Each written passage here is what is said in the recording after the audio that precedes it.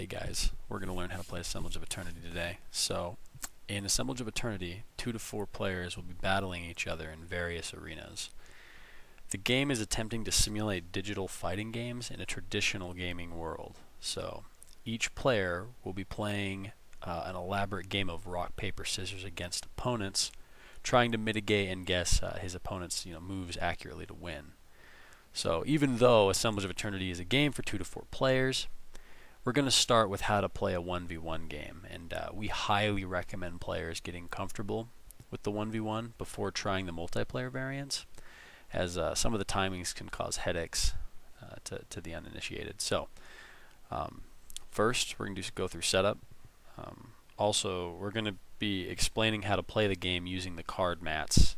If you're trying to learn how to play the game and don't have the card mats, very little changes, and it only affects setup, really. So it should be self-explanatory. So first, each player is going to choose one character from the selection of characters they own. Players should choose characters using any mutually agreeable method, really. There's no, it doesn't matter how old you are or who played a fighting game last or anything. So after selecting the characters you're going to play, each player should take the corresponding character cards. While we have them, let's go over what they're used for. So these cards contain vital information about each character. In the top right, you will find their health total. If this value ever reaches 0, you're considered defeated, and in a 1v1 game, if you ever deplete your opponent's health, you win the round. In the bottom right-hand corner, you'll also find the hand size. This indicates how many cards a player draws up to at the beginning of each draw phase. In the bottom left-hand corner of each character card is the character symbol. This symbol will be on every card that this character has in their deck. So this allows players to easily identify which cards Marika starts with, as opposed to, say, Octavius's, in case you mix them all up or whatever. So lastly, in the center, you will find the character's abilities. These abilities are different for each character and will require the player to read them to know how to set up. So let's take a look at these a little closer. So first off is Marika's. Marika's ability, Lady of Time, reads, Marika starts with 4 time tokens. Anytime Marika plays a card, she may spend a token to play a card from her discard pile instead.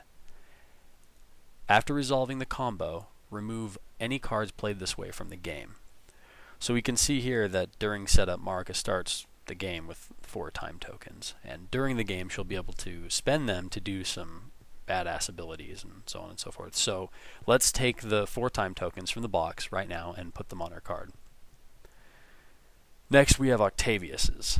So Octavius' abilities, his ability Philosophy of Understanding reads, set aside 4 empowered tokens.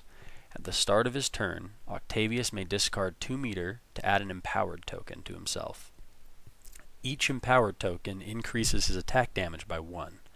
So here we can see that the Octavius player should take 4 empowered tokens from the box, but unlike Marika, he doesn't start with them on his character card, but instead he puts them aside. Through the course of the game, Octavius will be able to add these tokens to his card by spending meter. Each player then places their chosen character and their corresponding tokens on the table. You'll notice that the playmat has a predetermined way everything should be laid out. So we find it helps players learn the game a little easier.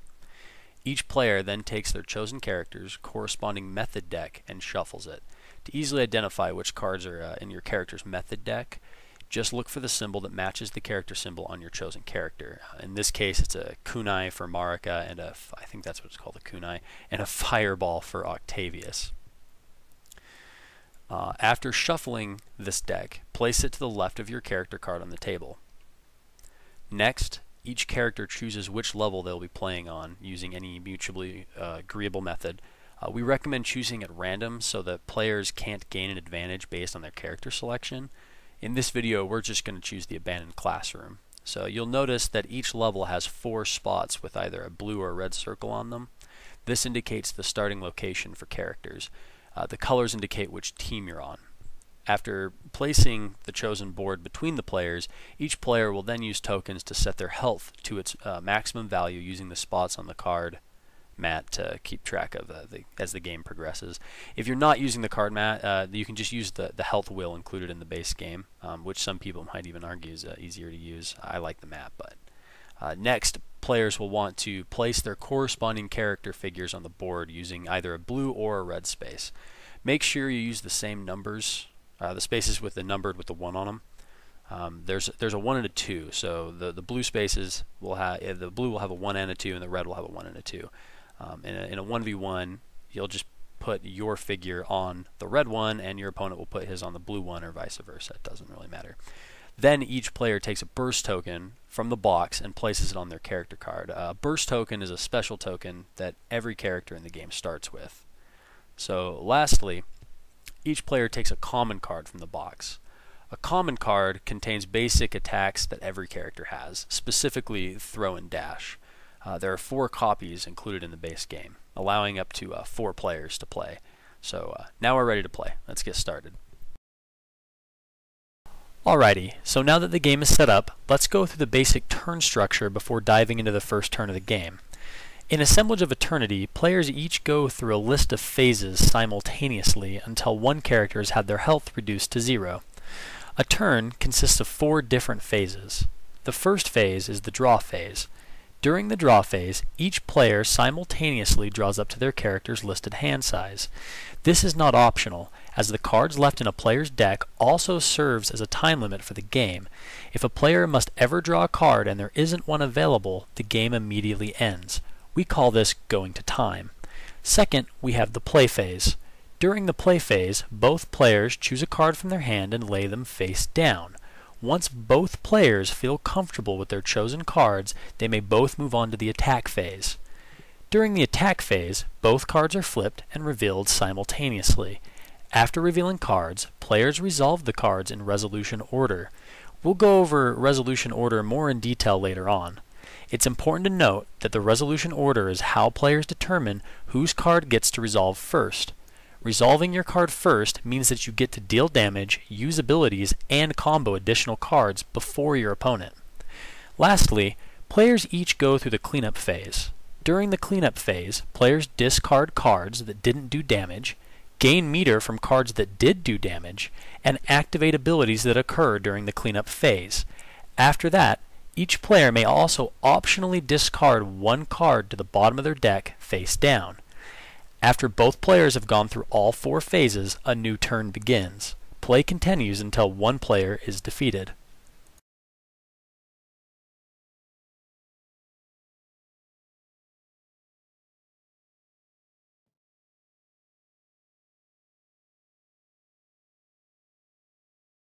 During the draw phase, each player draws up to their hand size from their method deck. So it's important to note that this hand size does not include the common card. So a character with a hand size of 4 would draw 4 cards from their method deck, and then also have the common card in their hand for 5 total cards in their hand.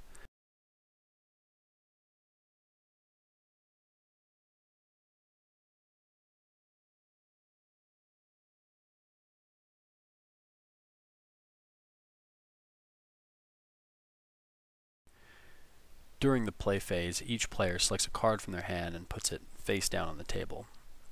Once both players have chosen a card they want to use, the cards are simultaneously flipped over. During the attack phase, players compare the cards they played to determine whose card gets to act first. This is by far the most complicated phase of the game, so we're going to teach it through some examples. So let's look at which card Octavius chose to play and which card Marika chose to play. In this example, Octavius chose to play his common card. The common card has 2 sides. The side facing the player who revealed it is the side they decided to play. In this example, throw and its text can naturally be read by the Octavius player, so this is the card he chose to play. Marika, on the other hand, chose to play her backslap. This is an attack card found in her method deck. While we're here, let's just take a look at what both cards do and explain the anatomy of the cards a bit more. So you can see that backslap is an attack card. All attack cards share the same information. In the left top, we have 2 values, the attack damage and the link damage.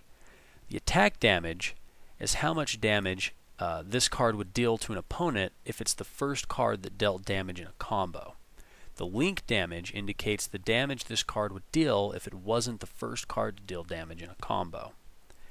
Next up, we have the priority. The priority is listed on the left side of all attack cards and represents how fast the attack is. The higher the number, the faster the attack. In this case, a 6 is blazing fast. On the right-hand side of the card, there's a fireball with a number in it. This represents the range on the card. Cards with only a range of 1 can only hit figures adjacent to them. On the bottom of the card, there is abilities listed specific to this attack card. Unless they say otherwise, these abilities can only be used when your card gets to resolve. So finally, just underneath the fireball is 4 buttons that are either red, yellow, or white. These buttons are called the input. The input on attack cards tell the players what type of attack card this is, either an L for light, M for medium, H for heavy, or S for special. It also lets the player know what other cards you can link with. The color indicates very specific things. A red button indicates what type of attack the card is. In this case, Marika's backslap has a red L. This means her backslap is a light attack. In addition, it has a yellow M, meaning this card can link with other medium attacks. It should also be noted that the red L also means it can link with other light attacks. The only difference between the yellow and red buttons is that the red button also indicates what type of attack the card is. The white H and S indicate that the card cannot link with high attacks or special attacks. So, back to the cards. Let's see who gets to resolve first. All cards in Assemblage of Eternity resolve in the same order. First, players must pay for meter requirement. Some cards in the game have a meter cost listed above the priority value. This cost is called the meter requirement. If a player does not have enough meter to pay this cost, they cannot choose the card as an option during the play phase. Second, players have an opportunity to burst. This means that after players have seen what cards have been revealed, they may choose to use their burst token. The burst token is a special token that every character starts with. If a player decides to use it during the burst phase, they discard the token, and for the remainder of the turn, they cannot take damage, be moved, or be affected in any way. The caveat is that a player must cancel their own card if they decide to burst. Following the option to burst, we resolve all throw cards. After throws, any cards with pre-priority abilities resolve those abilities. If 2 or more pre-priority abilities would have a timing conflict, you must check priority, and we'll talk more about checking priority a little bit later. Then, all cards with anti-abilities do whatever their anti-ability says. If 2 or more cards with anti-abilities are revealed at the same time, then players must secretly anti the cost. Lastly, all cards with priorities resolve in priority order from highest to lowest. So we now have a list of steps that tell us when to resolve cards. Let's see whose card resolves first. Even though Marika played an incredibly fast attack card, it's still beaten by Octavius's throw. As we can see in the resolution order, throws resolve before cards with priorities. And when resolving a card, you would normally deal the attack damage listed on the card, but a throw works a little different. A throw reads, if you're adjacent to your opponent, cancel all cards except for dash and cards that require meter. If you canceled an opponent's card, deal them 3 damage and move them 1 space. In addition, you'll notice that this card has a final ability on it. Final abilities happen if they are the last card played during a combo. Since Marika is adjacent to him and didn't play a dash or a card with meter requirement, her card is cancelled. When a card is cancelled, it is immediately moved to its owner's discard pile. Then, Marika is dealt 3 damage, and the player would update her health tracker to represent the 3 damage. Lastly, she is moved 1 space in any direction on the game board. Octavius would choose the direction, and since a throw has no input, it cannot link into anything, and Octavius is done resolving his cards for the turn. This means that the throw was the final card played in Octavius's combo. This would activate the final ability on the throw. The player playing Marika would turn her figure sideways to indicate that she has been knocked down. A knocked down opponent plays all their cards next turn at a -1 to their priority.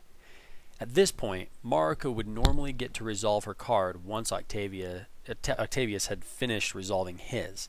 However, since her card has been cancelled, she has nothing to resolve. This would conclude the first attack phase of the game. During the cleanup phase, players put all cards on the table into their respective places. Any card that did damage is sent to meter, while all other cards are moved to their owner's discard pile. The only exception to this rule is common cards. Common cards are never added to meter and are never sent to discard. Instead, they are always returned to their owner's hand during the cleanup phase. Lastly, players may optionally discard up to one card and put it face down to the bottom of their method deck. This allows players to cycle cards without having to send anything to discard. Since Octavius feels he has a good hand, he decides not to discard anything. Marika, on the other hand, has 2 constant presence, and she doesn't have a use for 2, so she decides to use her character's ability. Marika has a special ability listed on her card called Self-Sacrifice. This ability reads, during the cleanup phase, Marika may put a card from her hand into her discard pile. She could use this ability to put any card from her hand into her discard pile. This allows her to cycle her hand twice as fast as any other character. Marika decides to move a constant presence from her hand to her discard, but declines to move a card from her hand to the bottom of the deck.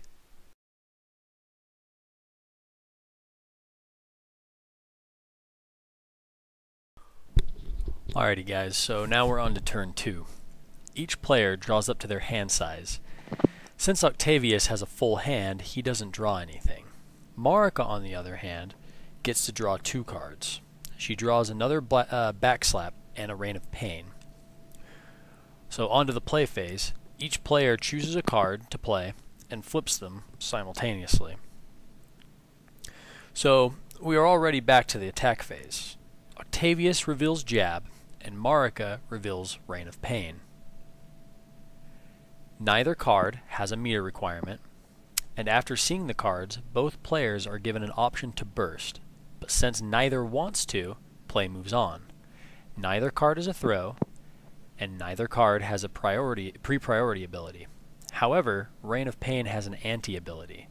During the anti-step of the attack phase, Marika has the option to spend 1 meter to change the priority of this card to a 4. Since she doesn't have any meter, she must decline. Finally, the cards resolve in priority order. Since Marika is knocked down, she would resolve this card at a 0 instead of a 1. So Octavius has the faster attack with a priority of 6, beating Marika's Rain of Pain by 3. Octavius now gets to resolve his Jab. Since he is 2 spaces away from Marika, he needs to make sure that his attack is within range. Since Jab has a range of 1, he would normally whiff his attack, meaning he wouldn't be able to actually hit Marika as she's out of range and his attack phase would end. However, Jab has a resolve ability on it. All abilities on cards can be used before or after actually dealing the damage on the card. The resolve ability reads, Resolve, move 1 space. This means that when Octavius is resolving Jab, he may choose to move 1 space. He will do this and move 1 space closer to Marika. He then decides to hit with the card dealing the 2 attack damage listed on Jab. As Marika is now in range, he can do this. After resolving his Jab, he may choose to link into another card that has the proper input. He decides to link into Forward Strong. Forward Strong is a medium attack, denoted by the red M on its input. And if we look closely, we can see that Jab can link with either light or medium attacks, denoted by its yellow and red buttons. So to link, Octavius lays down Forward Strong and resolves it immediately. It has meter abilities that Octavius could use if he had the meter to do so, but he currently doesn't have any, so he decides to just deal the link damage on Forward Strong. Now Octavius could keep linking cards up to his combo limit of 4, if he had the cards to do so, but he doesn't. His overall combo damage for the round is the jab's attack damage of 2, plus the link damage of forward strong, for a total of 4 damage. Marika immediately takes 4 damage, bringing her health total down to 18. Now, Marika gets to resolve her chosen card, since it wasn't cancelled. But there are some important things to note. Since Marika took damage this turn, she may not link cards. In other words, if a player ever takes damage before they resolve their card, they cannot link anything that turn, but Reign of Pain still gets to resolve. Realizing that Octavius moved up 1 space, Marika sees that her Reign of Pain is actually out of range. Reign of Pain has a minimum range of 2 to 4, and Octavius is adjacent at 1 space away, meaning the card would whiff or miss. However, Reign of Pain also has a resolve ability that reads, Resolve, move 1 space. Marika is able to move back 1 space before deciding to hit with Reign of Pain. Reign of Pain deals 5 damage to Octavius, reducing his health to 18, and Marika's attack phase would end. So, during the cleanup phase, each player would move all cards that did damage, and were also not common cards, to meter. Since Reign of Pain did damage, Marika moves it to her meter. Octavius, on the other hand, had 2 different attacks that did damage, jab and forward strong. He gets to move both of them to his meter. In addition, Octavius has a special ability on his card called Mind Over Matter. Let's take a look at it. It reads, anytime Octavius adds cards to his meter, he may also add 1 additional card from the top of his deck. Octavius decides to use his ability and adds a 3rd card from the top of his deck to his meter. It's important to at least mention that the card that Octavius adds to his meter isn't something that a player gets to look at before doing. So it is possible to discard something you might think is useful. So then, neither player decides to discard a card. Marika could use her ability to discard something from her hand, but she doesn't want to. This would conclude the cleanup phase and turn 2.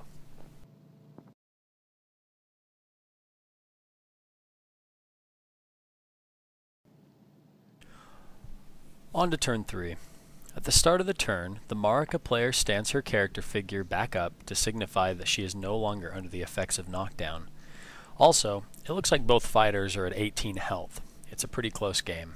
So, on to the draw phase. And it looks like during the draw phase, Octavius gets to draw 2 cards to fill his hand size back up to 5, while Marika only draws 1. Once both players have decided what to play, the cards are flipped, and we are back onto the attack phase. It looks like Octavius played Feint of Dragons, a utility card. A utility card is a card in a method deck that has specific abilities to that character. They are sometimes resolved at a priority, and sometimes they are resolved during a step within the attack phase. In this case, Octavius played Feint of Dragons. Let's take a look at what it does. Feint of Dragons has a pre-priority ability that reads, Move up to 2 spaces. If you're adjacent to your target, cancel all cards except for dash and cards with a meter requirement. If you cancel an opponent's card, deal 3 attack damage, move them 1 space, and cause knockdown. Also, at the bottom of the card, there is a meter ability that reads, Meter 2. If you cancel an opponent's card, you may link this card as though it were a medium attack. It's important to note that meter abilities can only be used when a card is being resolved. However, once a card is being resolved, these meter abilities can be paid for and used as many times as a player has the meter to use them. So, Feint of Dragons is almost like a throw, except it resolves during the pre-priority step of the attack phase. In addition, it moves whoever played the card up to 2 spaces before having to check if an opponent is adjacent. In addition, if Octavius was to cancel Marika's card with it, he could spend 2 of his meter to link into a forward strong, if he had one in his hand, that is. Unfortunately for Octavius, however, it looks like Marika played Constant Presence, also a utility card. This card reads, Resolve this card at priority 6. Move to any space on the board. You may link this card as though it were a light or special attack. So let's go through the steps. During the meter requirement step, Marika must pay 1 meter since Constant Presence has a meter requirement on it. This symbol, in the top left, is the meter requirement symbol. It's in a different location on attack cards, but the symbol is the same. If Octavius was a seasoned player, this would be a perfect opportunity to burst, but for the sake of example, we'll just continue, and neither player will decide to burst. Neither player played a throw, so we continue down the list. Pre-priority abilities resolve. Since Octavius played Fane of Dragons, it gets to resolve. Had another player played a pre-priority ability, we would have to check priority, but Marika did not, so we get to resolve Fane of Dragons. Octavius will move his character 1 space closer to Marika to attempt to close the distance. Unfortunately, Fane of Dragons doesn't cancel dashes or cards with a meter requirement. Since Constant Presence had a meter requirement, it is not cancelled.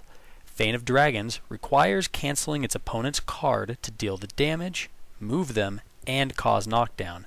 In addition, its meter ability can only be used if you cancelled your opponent's card, so Octavius' attack phase ends. Since there are no anti-abilities, we resolve cards in priority order. Marika now gets to resolve her card at priority 6. Now, she could move anywhere on the board, but she's just going to decide to move directly behind Octavius. After moving, she may link any attack, so long as it's a light or a special. She decides to link Backslap, which is her light. She could use the Backslap from her hand, but instead she decides to use one of her time tokens by discarding it from her character card to use the Backslap in her discard pile instead. This lets her save the limited Backslap in her hand. So she takes the Backslap from her discard pile and puts it out in front of her like normal, and it deals 1 attack damage, since it's the first card to deal damage in her combo. Now, if she still had meter, she could use the meter ability on the Backslap to move 1 space either before or after dealing the damage, but since she doesn't, she must decline. Now, she decides to link into Cheap Kick from her hand, dealing another 2 link damage. This card has a resolve ability on it. It reads, Resolve. Add the top card of your deck to meter. Since she is resolving Cheap Kick right now, she decides to use this ability to move the top card of her deck to meter. Now she has 1 meter available to her. She could use this meter to increase the link damage on Cheap Kick by 1, but instead she decides to save it for later. It's important to note that when a player spends meter, it is removed from the game and not sent to the discard pile. Marika then decides to hit with Cheap Kick, dealing 2 link damage. Since Cheap Kick can link with lights, mediums, or heavies, Marika decides to link into Low Hard Slash, her heavy. She then decides to spend her last meter to activate its meter ability that allows her to move 1 space. She moves 1 space away from Octavius. This puts her at a range of 2, but this is no problem since Low Hard Slash has a range value of 1 to 2. She then hits Octavius with Low Hard Slash, dealing an additional 2 damage. Now, Marika could normally keep linking if she hadn't hit her combo limit. The combo limit is the max amount of cards a character can link. It's always 4 unless noted otherwise. Since Marika has played 4 cards this turn, she cannot play any more. But this means that Low Hard Slash was the final card she played, so its final ability activates, knocking her opponent down. The Octavius player tips Octavius to signify he is knocked down. Then Octavius would immediately take 5 damage, reducing his total health to 14. This would conclude the attack phase. So before moving on, I wanted to go over the math on why Marika dealt 5 damage.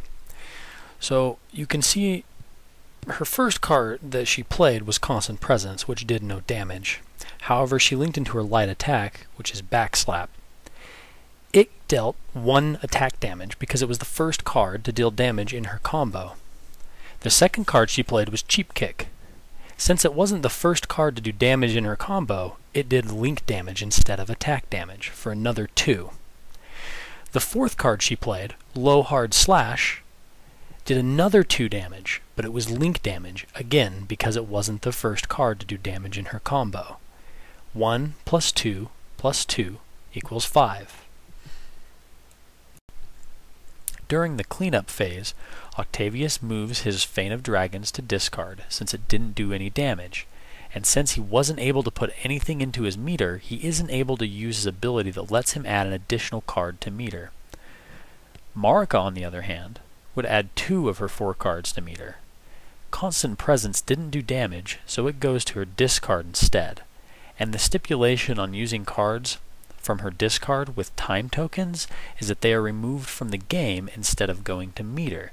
So Backslap, which was played using a time token, is removed from the game. The remaining 2 cards did do damage, however, so they go to meter.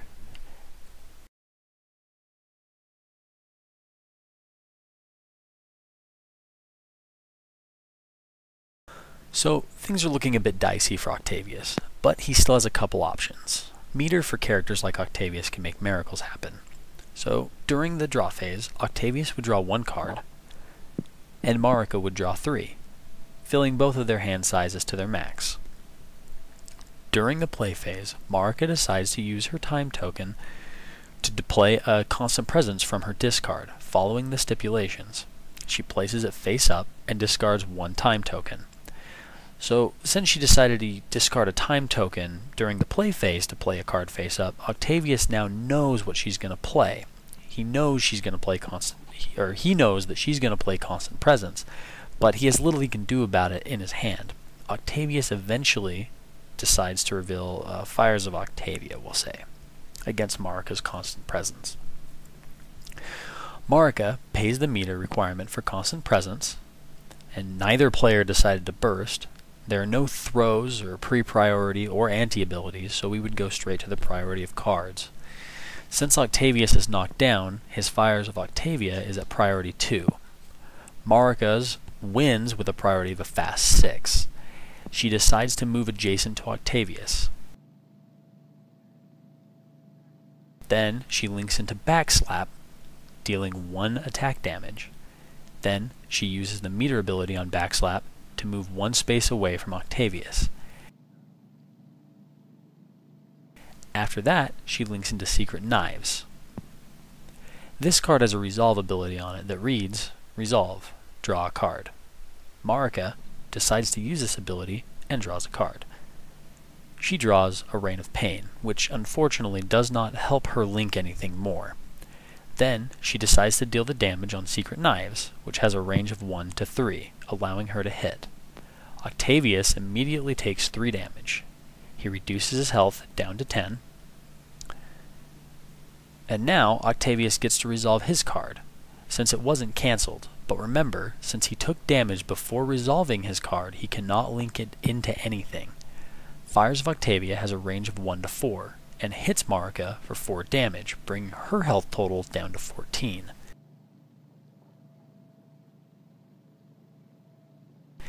This card also has a meter ability that reads, Meter 1.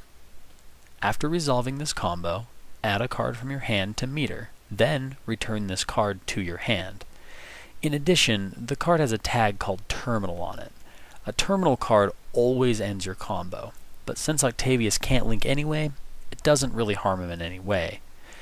After dealing the damage, Octavius pays the meter cost of 1 to return Fires of Octavia to his hand.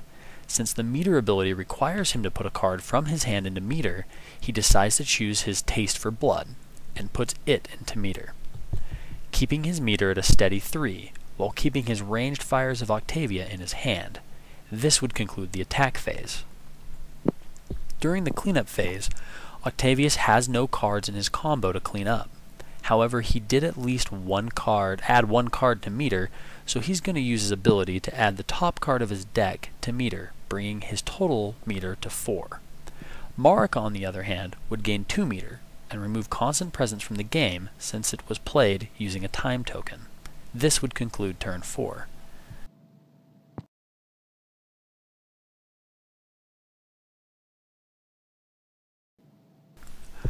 So, during the draw phase, Octavius draws Taste for Blood, and Marika draws low hard slash. At the start of the turn, Octavius stands his character up to note that he is no longer under the effects of knockdown. Then, both players choose a card and reveal. Octavius reveals Jab, and Marika reveals Rain of Pain. Neither card has a meter requirement. However, Marika is going to decide to burst. Let's take a look at why. We should be somewhat familiar with Jab at this point. It resolves at a priority of 6, and it moves Octavius 1 when being resolved. In addition, it allows him to spend meter to deal extra damage. Marika knows that this will put him adjacent to her, and it will also beat her Rain of Pain's priority of 1. Even if she were to spend the ante to increase its priority to a 4, it would still lose against Octavius's incredibly fast Jab. And she's afraid of losing priority. Even losing once against Octavius can be deadly, so she decides to burst. When bursting, Marika removes the burst token from her character card and cancels the card that she played, in this case, Rain of Pain. So Octavius is uncontested now. He gets to resolve Jab. However, he knows Marika can't take damage since she bursted. But this doesn't mean he can't use Jab's resolve abilities or even Link if he wanted to. He decides to use the resolve ability to close the gap between the two. Then he ends his turn.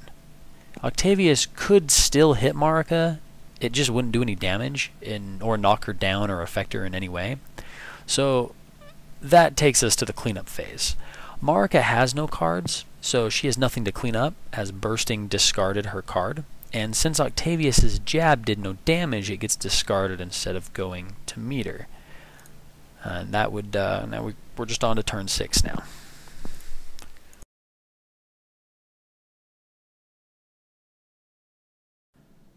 During the draw phase, each player would draw one card. Marika draws Cheap Kick, and Octavius draws Feint of Dragons.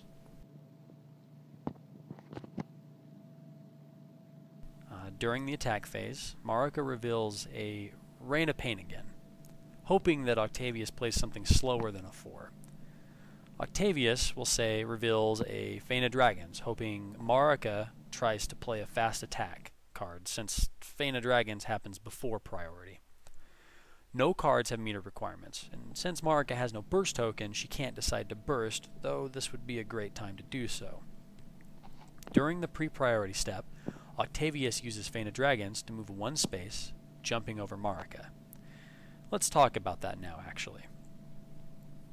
Anytime a figure moves onto the same space as another figure, they jump over it, moving directly over it an additional space. This applies to anything that moves you for any reason. So, back to the game, Octavius would cancel Marika's card using Feint of Dragon's ability, removing it to her discard pile. Then he would deal her 3 damage, attack damage, and then move her 1 space. So here's where it gets a little tricky. The attacker chooses which 1 space they move into. He is going to choose his own space, moving Marika 1 additional space in that direction, making her jump over him. Thematically, he is throwing her over him somehow. This puts her adjacent to an edge in the level. If you look at the level we're playing on, you'll notice a dangerous ledge that drops off into lava and death. If a figure ever crosses a red line on a level, they are considered defeated. Having your opponent adjacent to one of these edges ups the stakes and changes what good choices might be, rather drastically. Lastly, Marika tips her figure to note that she is knocked down. Then, Octavius decides to spend 2 meter to use the second ability on Feint of Dragons. It reads, Meter 2.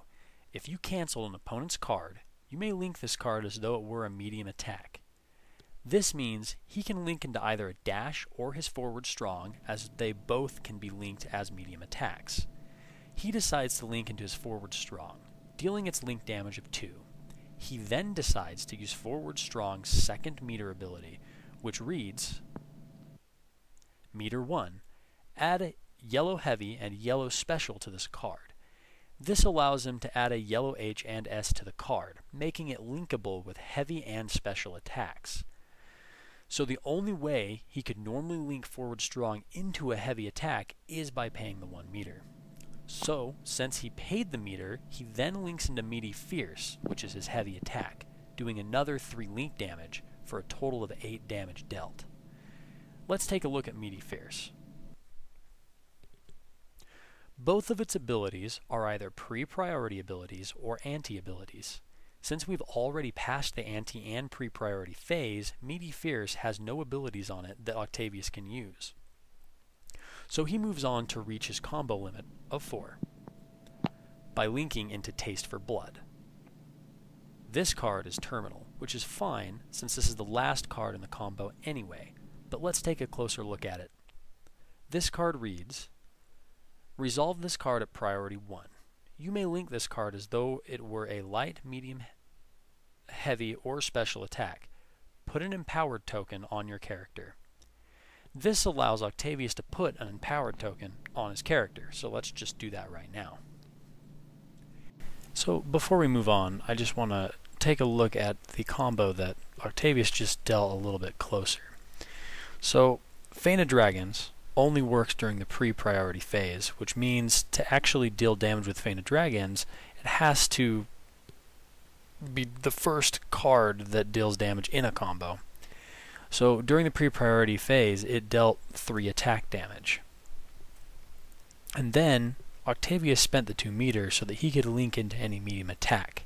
He chose then to link into Forward Strong. But since Forward Strong was the second card to deal combo or damage in his combo, it only deals 2 link damage. It doesn't deal its 4 attack damage. And again, he then links into Meaty Fierce, which does its link damage, since it wasn't the first card to deal damage in a combo.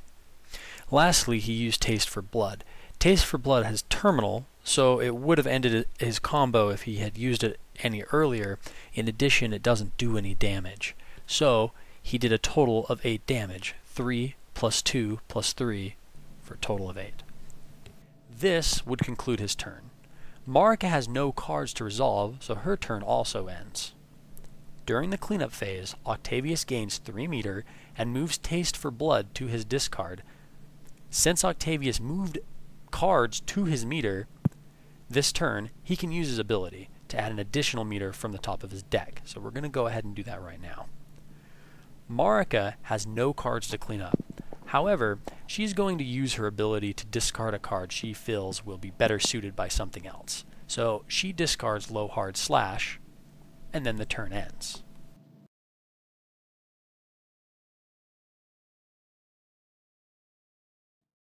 So now Octavius has a total of 10 health, and Marika has a total of 6 health. It's still anyone's game, and at the start of the turn, Octavius feels he has some excess meter.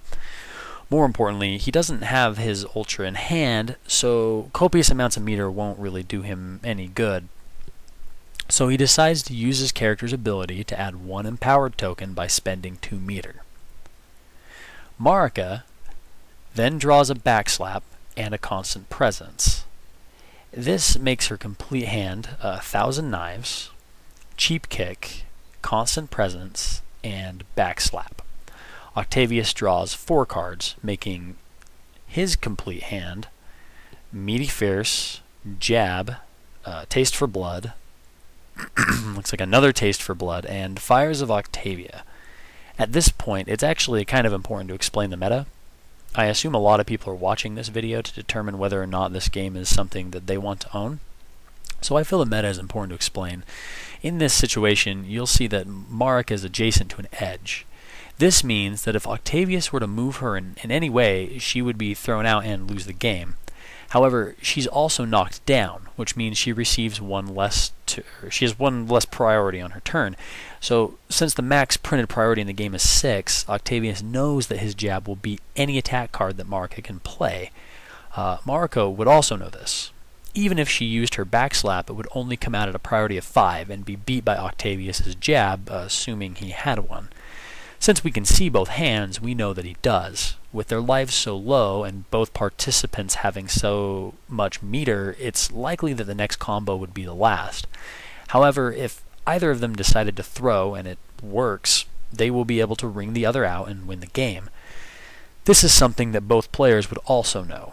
Knowing that she can't beat a jab, Marika's better option would be to use her throw. But Octavius would know this, and though we haven't showed it happen yet, a dash links into medium attacks and isn't cancelled by a throw, which leaves dash a viable option for Marika, unless of course Octavius uses an attack card faster than priority 3, which is where a dash would resolve at. So, as you can see, this is usually what we mean when we say Assemblage of Eternity is an elaborate game of rock, paper, scissors. One big factor that separates good players from bad players is being able to mitigate what your opponent can play.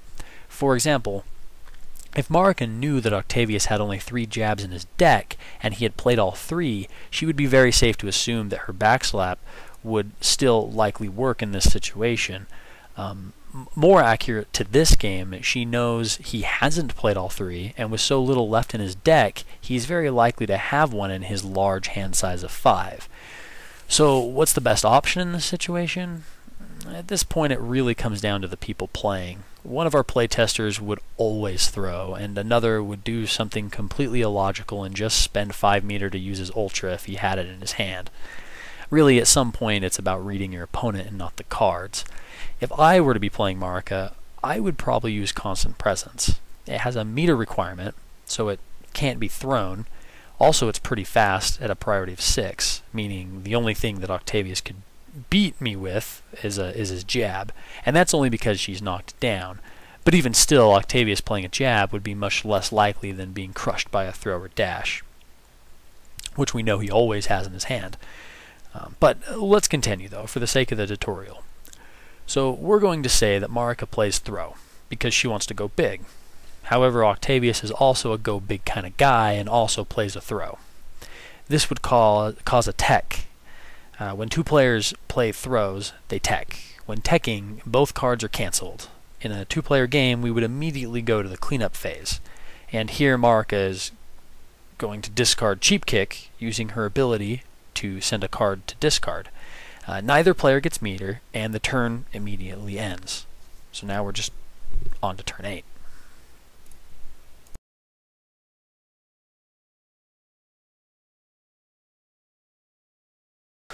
So the first thing Marika is going to do is stand up. This is a big deal for her, as her backslap always wins if it ties in priority, meaning that it will now beat Octavius's jab.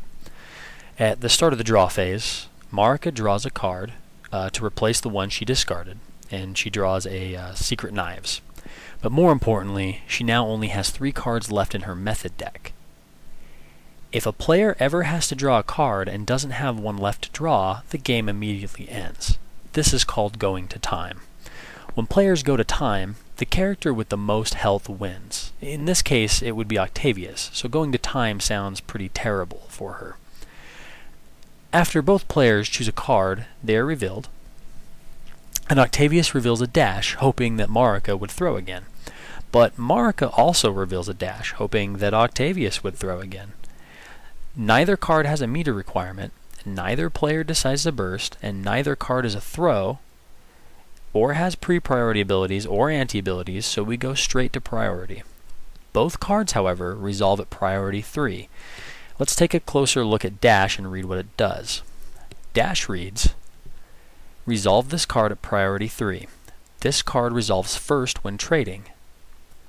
When resolving this card, move up to 2 spaces. You may link this card as though it were a medium attack. A dash is a great card to play against slow attack cards, and throws. However, since both players decided to dash, they trade. Normally, a dash would win when trading. But in this case, since the other player also played a dash, they are resolved like a normal trade. When you and your opponent play a card that resolves at the same priority, you trade, and must check priority. This means that both players choose a card from their hand and reveal it at the same time. Whichever card revealed has the higher priority gets to resolve first. If each player were to reveal cards with the same priority, then you repeat this process until someone gets to resolve first. It's important to note that a player may always choose to use the top of their deck instead of a card from their hand. Regardless, all cards revealed this way are moved to the discard pile. So, because both players played a dash, they trade and must check priority. Octavius reveals his jab and Marika reveals her backslap. Since both these cards have a priority of 6, they must choose new cards from their hand. Marika chooses Secret Knives with its priority of 5. Octavius, on the other hand, doesn't have any cards higher than a 3, so instead decides to try his luck at drawing from the top of his deck. Unfortunately, he draws a Fane of Dragons. Since this card has no priority listed, it counts as a 0 and Marika wins priority.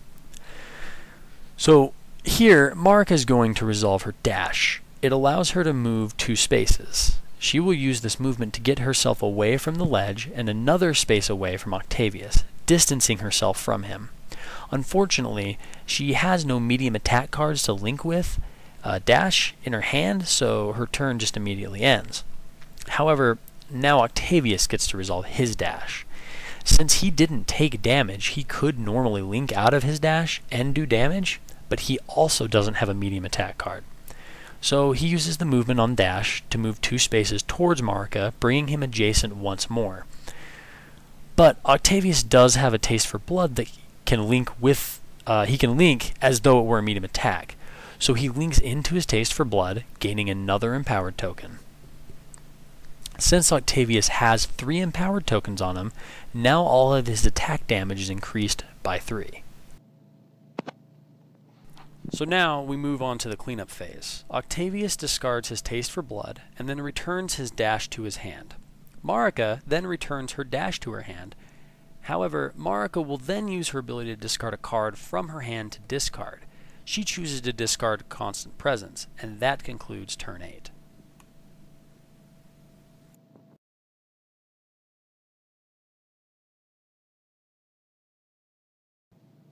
So at the start of turn 9, both figures are adjacent, and it's important to note that there's some incredible meta happening here.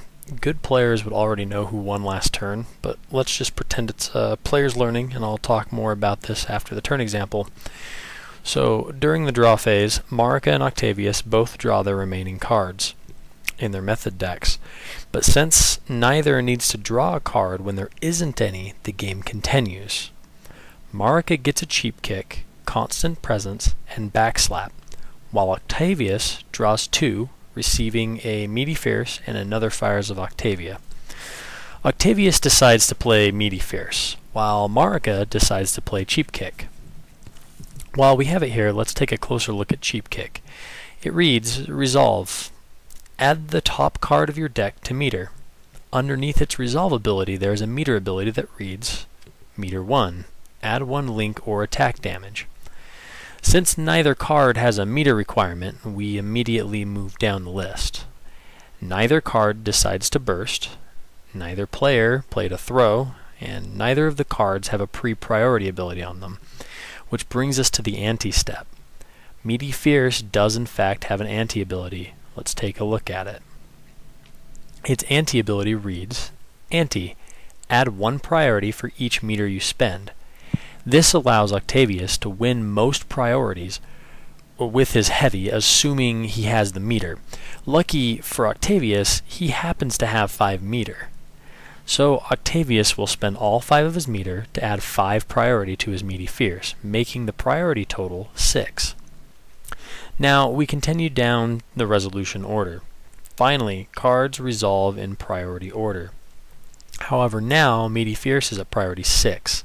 This beats Marika's Cheap Kick, which has a priority of 4. In addition, when Octavius hits with Meaty Fierce, he adds 1 attack damage for each empowered token on his character, making Meaty Fierce's attack damage total a whopping 9, which is enough to defeat Marika. It's important to note that empowered tokens only add to attack damage and not link damage. If he had linked any cards, they wouldn't receive any benefit from his empowered tokens. So this last part of the video, we're just going to talk about some the meta and the strategies and so forth. So in that last round, the Octavius player actually couldn't lose if he was a good player anyway, since his health was higher than Marika's, and the game was guaranteed to go to time the next round. So the Octavius player could have just played an attack card and then bursted to prevent any damage from being dealt that round, and then he could have simply just gone to time and won. Of course, the game would have changed completely if the Marika player would have been able to get Octavius to use the burst token earlier, perhaps when they were near the edge of the level, or even if the Octavius player would have panicked early and spent it to prevent an initial big combo from Marika. Regardless, you'll find that Assemblage of Eternity is a deep and entertaining game for individuals who are willing to learn its depth, study its cards, and want an authentic fighting game in their board game collection. And then a additional note about turn 8. In turn 8, when both players played a dash, in those situations, when we do our playtesting, really nobody would ever dash if they didn't have a attack to do out of the dash. So the game very likely would have ended on turn 8 with 2 good players, somebody usually getting wrung out or getting blown up. But for the sake of the example, I just wanted to kind of show what dashes did when they were played against each other. So that's why we had both players play dashes, even though it was a really terrible move for either one of them to play a dash when they couldn't link out of it in that particular situation. Yeah, there you go. So that concludes our tutorial on how to play.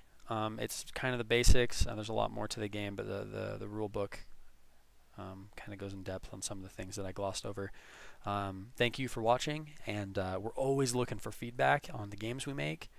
And if you guys have any questions or comments, please hit us up.